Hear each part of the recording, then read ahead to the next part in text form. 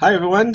Good afternoon. Thank you for joining us for Conversations Over Coffee with me, Rabbi Steve Warnick. Today, I am delighted to welcome Brandon Ambrosino to the conversation. We have a lot to talk to him about. We're going to start with something personal between Brandon and my colleague and friend, Rabbi Robin Fryer Bodson. We'll talk about the Liberty University and Jerry Falwell Jr. Story that perhaps Brandon is most famous for. And Brandon is finishing up a PhD, a doctorate on ethics and camp theory and the Psalms. And I'm interested in talking to him about that as well. So we're going to try to cram all of that into 30 minutes or less. And when we fail, we'll have to bring Brandon back for more conversation. Before we get to that, we're on Facebook, YouTube, and bethtzedek.tv. If you like today's conversation, don't forget to give us a thumbs up and share with your friends. Comments are always appreciated and help us get the conversation to more people. If you have any questions for our guests, please put them in the Facebook or YouTube chat, and we'll do our best to bring them into the show. And now, with that out of the way, allow me to introduce our guest today. Brandon Ambrosino is a doctoral candidate in Theology and Ethics at Villanova University, which is my old stomping grounds not far from Lower Merion, Pennsylvania. His dissertation, tentatively titled Parables and Pink Flamingos, An Ethics of Could Be, explores the theological potential of camp theory. In addition to his academic work, Brandon is also a widely published writer and has had work appear in BBC, the Globe and Mail, Politico, Boston Globe, New York Times, and The Atlantic, The Economist, and many other outlets. When he's not writing, he's usually tap dancing or antiquing. He lives in Newark, Delaware with his husband, a nationally recognized dentist and dental educator, which is why he has such beautiful teeth. Hi, Brandon. Welcome. Hi. Thank you for having me. Good to see you. It's good to see you, too. I want to start with this. Oh. So Rabbi Fryer Bodson said, this was a gift that you brought her for Pesach Seder that you attended. And what's the story behind this? Correct. So it was my first Seder, and I was so excited. And I asked her what I could bring. And of course, she's very generous. She said, nothing. We'll take care of everything. I didn't want to show up empty-handed. So I said, well, is there something I can bring? And she said, you could get a kitschy gift like a frog. So I went to this very kitschy store up the street, and I just scoured every aisle for the kitschiest frog I could find. And that was it.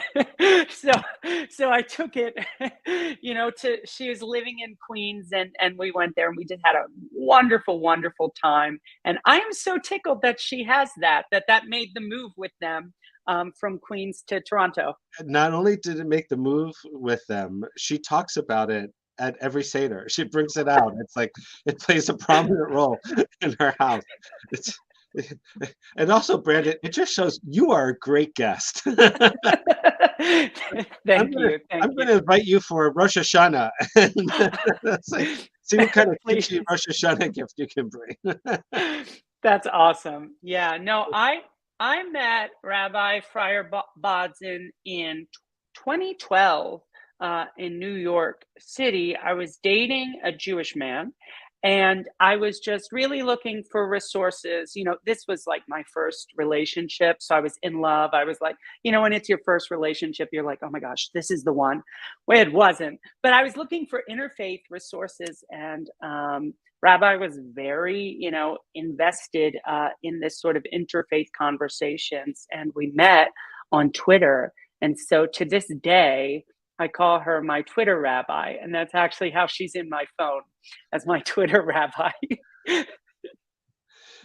Well, I hope you changed your Twitter handle, because for reasons that are still unbeknownst to any of us, Twitter blocked her. I didn't even know that, and I she still has call her my Twitter rabbi. account. She has a new Twitter account. It makes no sense, and they haven't responded to any of the appeals or anything. It's like, who knows? During that time, though, I understand that's when you were reporting on Liberty University. Correct.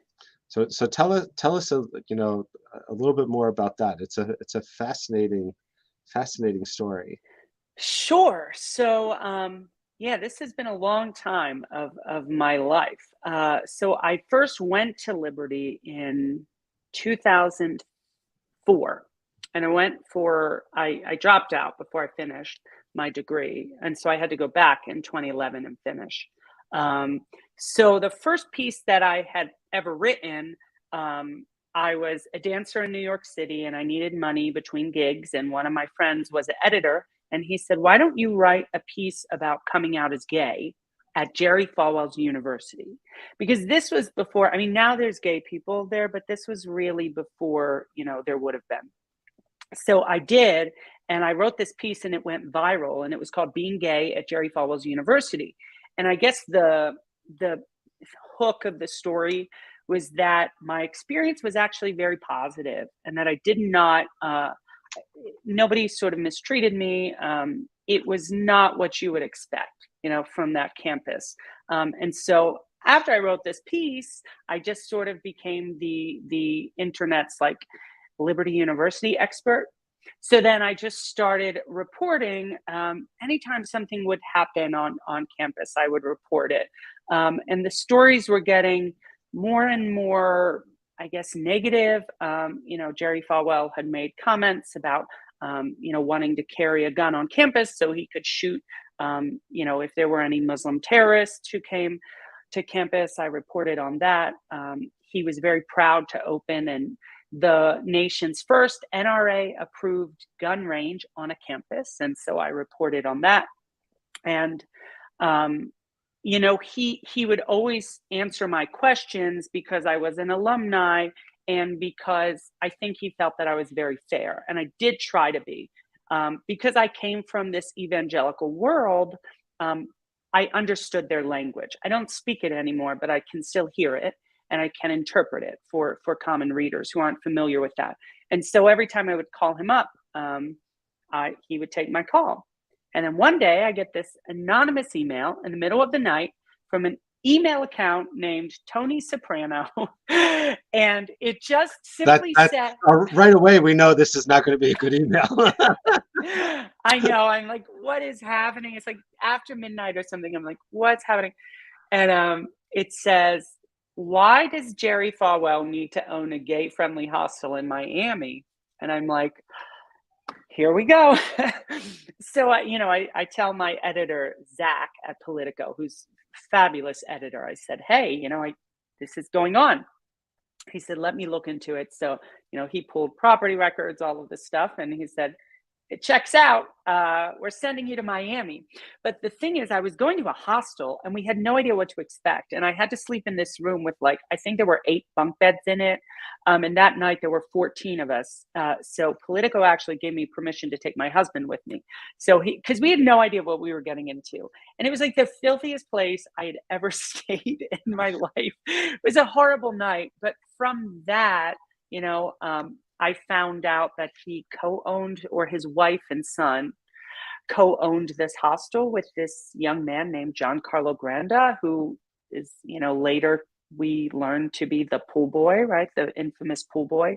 And so I was kind of the first person who brought any of this to light, just from this anonymous tip about this hostel. And then I started kind of, chasing Jerry's property deals all over the country. And there were a lot of them. And as you know, it kind of ended in August last year, 21, when Jerry Falwell was forced to resign from Liberty University. And so I'm interested why you're pursuing a career as a philosopher and not as a journalist. I mean, because that you got it, and by being in the right place at the right time with the ability to interpret the evangelical voice, you got a lot of publicity and recognition for really breaking a big story. Yeah, it wasn't always good publicity. I remember I was on campus at Villanova, and the Political Theology Network had asked me to give a talk with a visiting professor on fundamentalism in America, but they wanted me to talk about my reporting. And there were maybe 9 people in the room. You know, it's a campus. Nobody goes to these things, but we have to have them. So there were maybe 9 of us. My priest went. There were one of my professors and a political science professor, and then like a couple undergrad kids. So the day after this, I get a Google alert that Breitbart publishes a cease and desist letter that Jerry Falwell's attorney sent to me. And Jerry Falwell's attorney was at the time also Donald Trump's attorney. And the first thing I see at this Breitbart, thing is my home address, and I'm like, oh my gosh, my dad's calling me. He's freaking out about my safety. Yeah. But the thing that was really concerning to us was that Jerry had sent somebody to that talk. And so I learned that I was possibly being followed around Philly and Delaware. And to this day, I have no idea who it would have been. Nobody recorded this talk. So not all of the publicity was great. But as to why I went into theology, I mean, that's something I always wanted to do. I fell into journalism very accidentally. It ended up working out. I've had a wonderful career doing it. I'm still doing it. I'm writing something this week for a religious news service, actually. But yeah, I think the overlap between journalism and theology is there's this wonderful line that Augustine says, which is, to do the truth. And like, that's what I try to do as a theologian. And that's what I try to do as a journalist. The truth is not just there ready made. I mean, it does have to be investigated. It does have to be pursued. And then it does have to be told. Tell me a little bit more about your religious journey, right? So you go to Liberty University. We were talking just before the show. You really didn't know what it was or what you were getting there. You come out as gay at Liberty, and and then you go through the anti or gay treatment therapy there that still working yourself through in terms of what the impact of that was. And yet, rather than being totally bitter about religion, you're now becoming a theologian. How's that happen? Yeah. I mean, I guess the simple answer is God. So Caputo, who's a philosopher, a very well-known religious philosopher, he's probably Derrida's leading interpreter in the U.S. anyway. He has this wonderful line where he says, "What goes on under the name of God?" And at Liberty University, what went on in the name of God was a lot of oppression, a lot of trauma, a lot of abuse. It was ex-gay therapy. It was, I went to reparation therapy twice a week for over 3 years. That's a very long time. But there are also other things that go on under the name of God, and those other things are, life-giving. They're freedom. They are creative, and I've been able to experience those things after leaving Liberty University. I remember last year I got the really wonderful opportunity to take a class in the prophets with Ethan Schwartz, who trained, he's a newer professor on our faculty, but he trained under Ben Summer. And Ben Summer wrote Revelation and Authority, which is like my favorite theology book of all time. But it's Rabbi Ben Summer from the Jewish Theological Seminary who wrote that. Okay. he's just, it's a brilliant book. Right. And so anyway, for this class on the prophets, I was talking with Ethan, and I said, when I was in ex-gay therapy, we would often read Hosea, the book of Hosea, and I was the character Gomer, because I was chasing after other gods. God, I was told, created me straight, and if I was, flirting with homosexuality, that was actually an idol. So I was whoring after other gods, right? And so I had this wonderful opportunity, with Ethan Schwartz to go back to the scene of the crime, so to speak, right? Because Hosea, I mean, God appears as an abusive husband in Hosea. It's an abusive text. And I had this wonderful opportunity to reread the book in a way that was life-giving. And it was like probably one of the best experiences I ever had in a classroom writing a paper. So I'm not sure why it is that I didn't run the other way from religion. I know a lot of my LGBT friends did, but I'm glad that I did not. And I probably think it's because of grace. It's because of God's grace that that you did it. Yeah. So what is it that you think made you open? I mean, that's actually not the right question. I'm not sure what the question is. So, like, you were clearly open to God's grace, and many of the others in the LGBTQ plus community, maybe they are open to it, but their experience with organized religion has been such that, like, that's not where they go for it.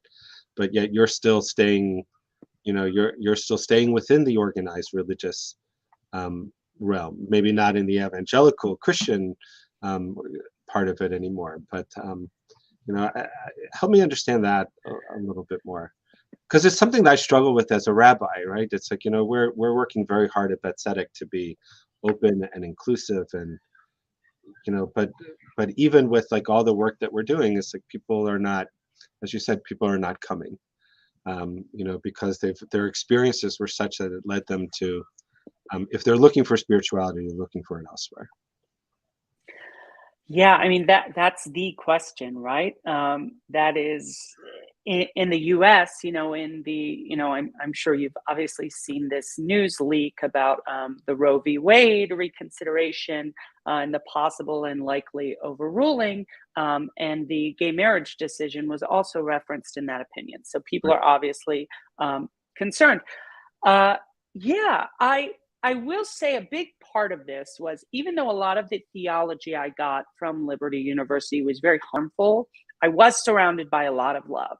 So there were people there, professors especially, who I always felt that they were a safe place to me. In their room, I could say whatever I needed to. I knew they weren't going to, expel me.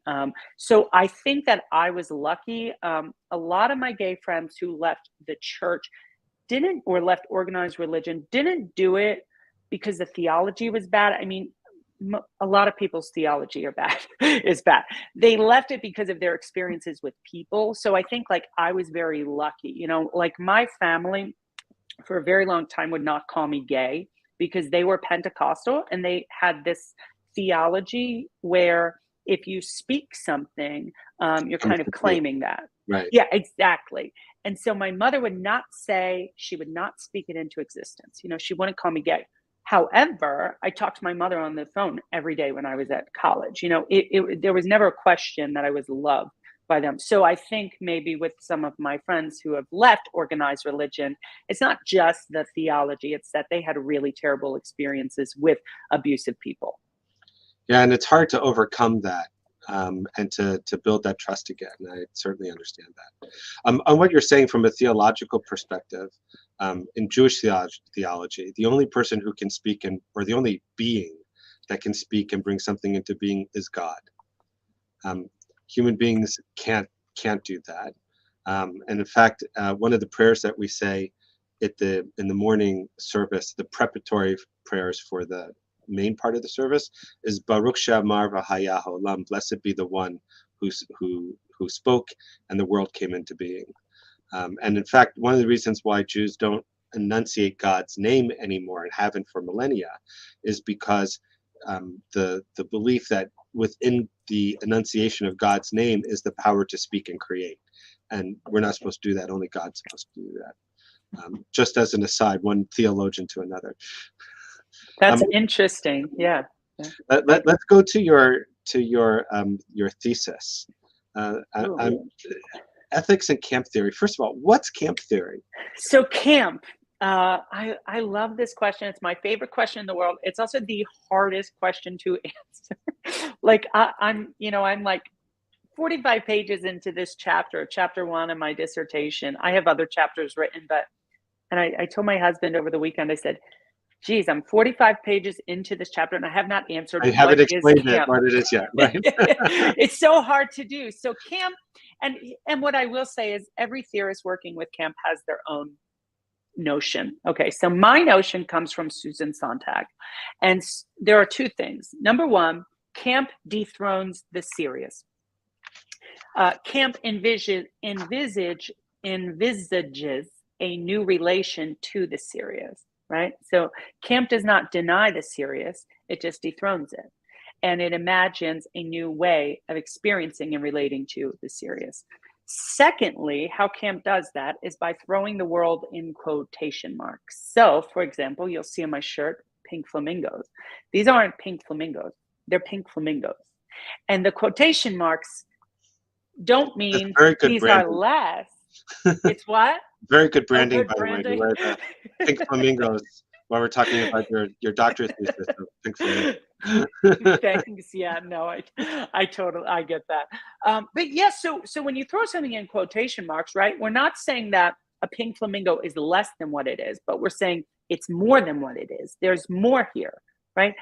Take a second look, right? There are potentials here that you might have otherwise missed.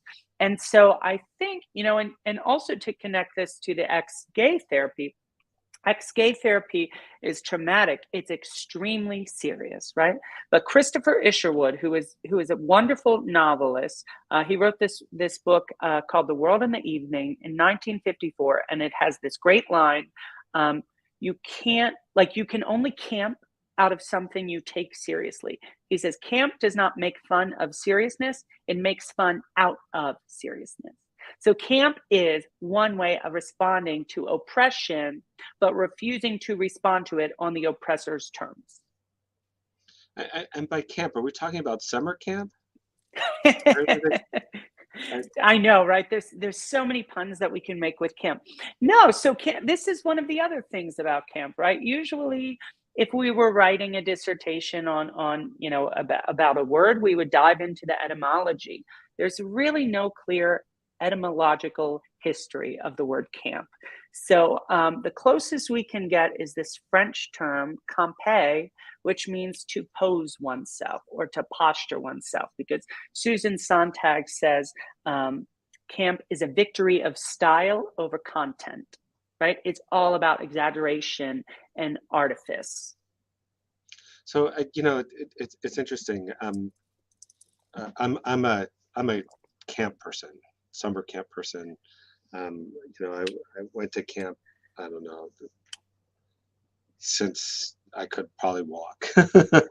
And in Hebrew, the word camp is machaneh, and it has to do with literally putting up a tent and building a community.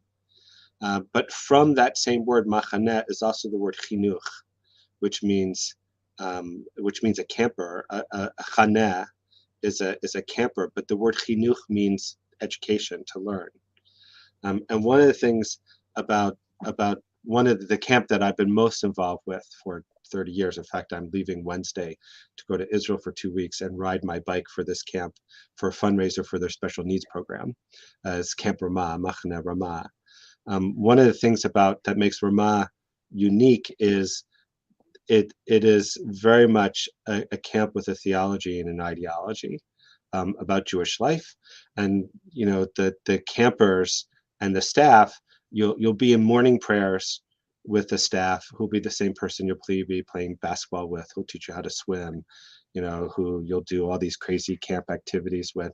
And so what camp does for those, especially for those families that live in a Jewish environment, it reinforces that Jewish environment. And for those that don't live in that environment, it exposes them to a holistic way of Jewish living that, as you said, is more, right? It's because it's, a lot of people, especially in the Western world, we think of religion as being oppressive because all the images that we see are, Christians are evangelical, Jews are fundamental, Muslims are terrorists. I mean, there are all these bad images of what religion can go to in the extreme. And so what camp does is it it it modifies it as like, but it's also fun. um, so when I hear that, I have a totally different experience with it. Yeah, I love that. Camp is also, I think like what I'm saying and what you're saying about camp, where they overlap is that both are a community phenomenon. So, like, for example, if I go to a drag show and the drag queen is camping about something, I have to share her vocabulary. I have to share her social imaginary for that to make sense. So, camp really is an in group phenomenon, which people could obviously be concerned about. But I feel like it's an in group that phenomenon that invites everyone to be in on the joke, right? Nice. And so in your doctorate, you're tying ethics to that. What's your thesis? Yeah. So camp is all about potential, right? Camp wants to re-envision something, to reappropriate something as much as possible. So how do we get ethics from that? So ethics are usually, at least in religious traditions, they're usually tied to some sense of divine command theory. They're very deontological. Um, they're very, when you do ethics, you are thinking about what should be. But when camp does ethics, we obsess about what could be. We obsess about what might be the case. So it's really an ethics of hope. It's an ethics of suspending something in quotation marks and saying there's something more here. What might be the possibilities here that we're not aware of yet? What are the possibilities that we could call the community to look at, right? And to rejoice in and to be aware of and to practice. Can you give us a specific example? Yeah. So I would think, like, for me with ex-gay therapy, because we've been talking about it, right? So here's a good example. I not only was I in ex-gay therapy, I had exorcisms, right? Because I had, one of my therapist colleagues thought that I was gay because of the demons. So, I'm proud to report that they're still here with me these many years later. But, these exorcists tried to get rid of them. And so what this exorcist did was, he would speak to the demons, right? And he would command them to tell their name. And I just remember, I had these 5 exorcists around me, and I was just like, this is so bogus, and it was 4 hours. And so he was saying, demon, I command you, tell me your name, reveal yourself. And I just looked at him and I said, Heather. And the thing is, what's really great about that, Heather is like a term, kind of like Karen is a term. Heather is like a very gay term for somebody who's being like a Heather, right? She's just being catty. And it was great because it was like my way of responding within this paradigm that they had set up for me, but it was my way to recover the initiative, right? I also think there's something very Christian about this to me too, because I think of examples like from the New Testament, right? The teaching, go the extra mile, right?